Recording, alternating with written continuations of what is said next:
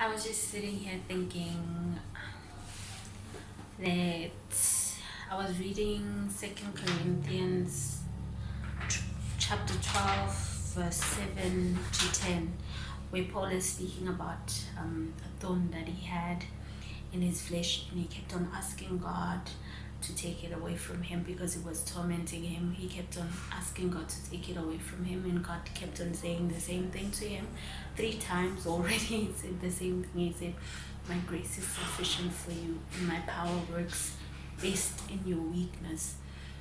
And I was just thinking about my life and thinking there has been certain things in my life where I've asked God to take them away. I could not deal with them, and constantly God has just not taken it away from me.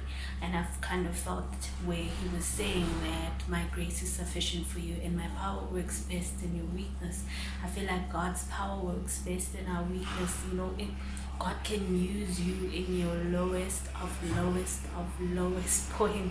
God can use you when you're on the ground, when you feel like you're not worthy, when you feel like you're nothing. God can take you and lift you up because his power works best in our weakness. And it is at some point it helps us understand the character of God, and it helps us understand that essentially we need him in our lives. And because if everything is going well in your life and you feel like you don't need God, but when certain areas in your life are not okay, you feel like, you know what, God, like, I can't do this on my own, and that's where his power works best. So this is just to encourage people, because I know I've had quite a few thorns in my flesh that I've asked God to take away, but he's constantly been telling me that his grace is sufficient for me. So whatever thorn that you have, know that